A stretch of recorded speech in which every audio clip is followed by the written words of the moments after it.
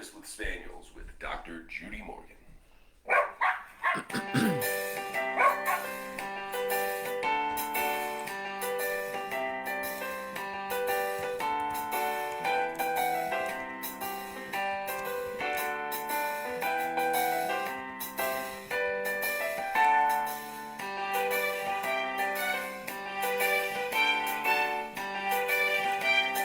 Hey, Dennis.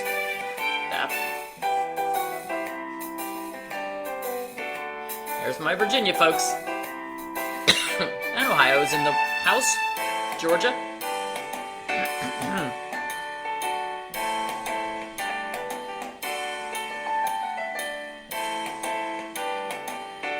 Oop, there's Vermont. Morning, Teresa.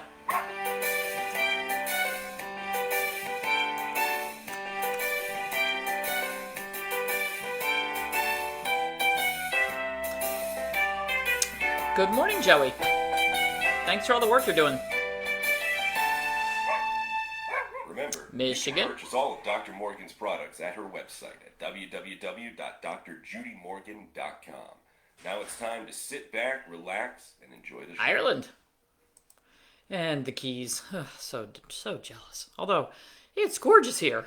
It is really gorgeous. Upstate New York, way up there. Yeah. Latvia. Holy cow. All right, we're multinational. All right, so I want to thank, I haven't seen her yet this morning, but Debbie and Suzanne for sending us cookies. We got the most wonderful cowboy cookies. They're like this big. Each one is a whole meal. Man, much appreciated. Actually, we sent a few home with Gwen for her and Brandon last night because she brought the baby over for babysitting. Yay.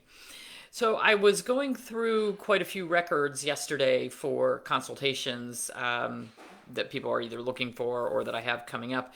And it reminded me how often that our pets that have one endocrine gland problem have more than one.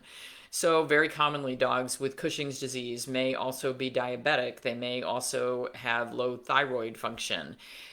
They may have a history of pancreatitis.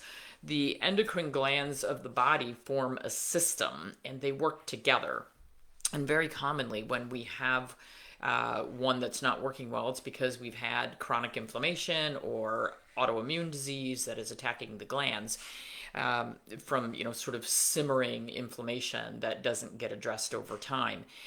But what was interesting to me is how many records I saw with dogs who had one endocrine problem, let's say Cushing's or diabetes, and their thyroid levels came back low, their T4 on their lab work, and it's never mentioned.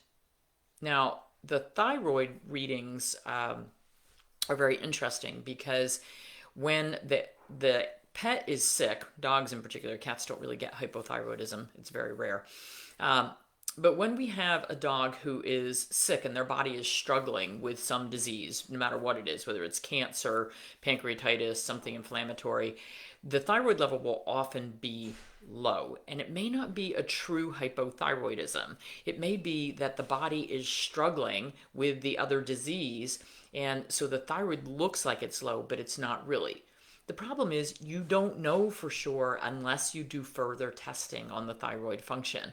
So I'm seeing these records where the dog, okay, clearly the dog has Cushing's disease, but nobody mentioned that the thyroid level came back really low. Perhaps we should be addressing that as well. Because if you do have a true hypothyroidism and you're not addressing that, you're going to have a hard time fixing the other problems that are going on. You can't get so hyper focused on the one glaring problem that you ignore everything else. That's what holistic medicine is about. It's treating the whole body, not just saying, oh, well, the kidney values are high, therefore we're going to laser focus on the kidneys and forget everything else that's going wrong.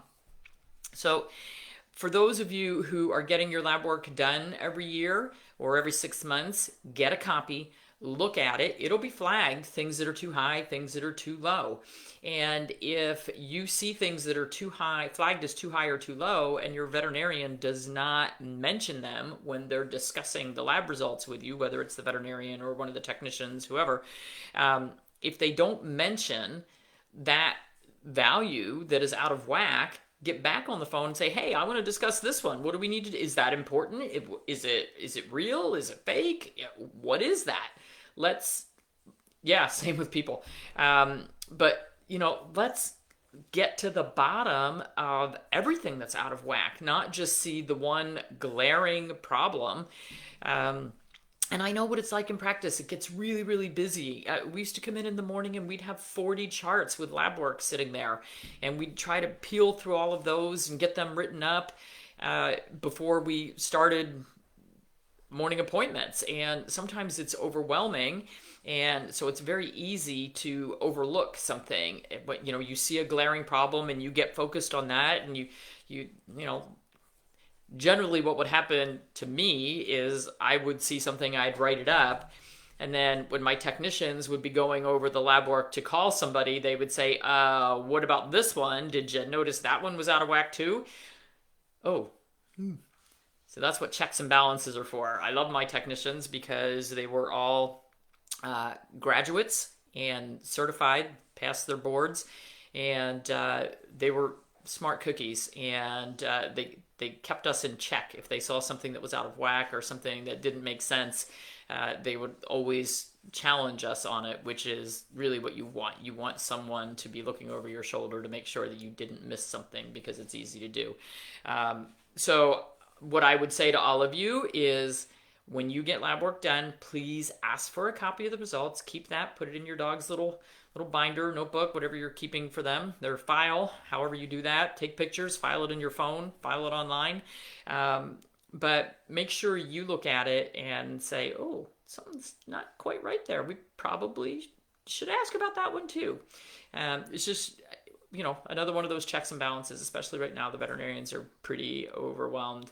Everybody I've talked to, they're weeks behind with appointments, and many practices are not taking new patients. It makes it really difficult for all of you. So hopefully you have someone you can work with. Okay. In our lab work results, there's no information. Is it too high or too low or normal?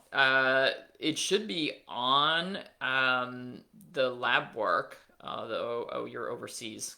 Lord knows. Every lab is different. Every lab has different normals. So you would have to ask the veterinarian or the lab. I don't know if you can go online to the lab that's performing the testing to see if they list what their normals are, because they are different. How often should labs be done if a dog appears healthy? For seniors, at least, really twice a year. And for healthy appearing dogs or cats, at least starting by age 4, I like to have it at least once a year. But we used to recommend it every year, no matter what the age was, and you'd be amazed how often we would find things that were out of whack. Find subclinical liver shunts or liver disease. We had, I remember one time we had a 3-year-old dog who we did lab work, and it was in kidney failure, like bad kidney failure. And the clients were furious at us. I'm like, we found the problem. You should be happy. But they were like, how did this happen? You made this happen. Like, no, we didn't. Here, we found it. Let's figure out what's going on. So sometimes you'll be shocked that your animal can appear very healthy, yet something can be really out of whack. So it is a good idea to get it done. Same for us. Okay. Advise what I know about copper storage. I think it's overdiagnosed. I think that if you have a pet with copper storage disease, you want to avoid feeding meats and organs that are high in copper. You can find lists online. You may have to modify the diet, but I think it's also overdiagnosed a little bit. Okay, gonna go to the farm. Got consultations. Going to look at a warehouse building today. For anemia, I would use the RX Vitamins Amino B-Plex and maybe the B12 in addition. You can also use the 4 substances T-pill. All that stuff's really good.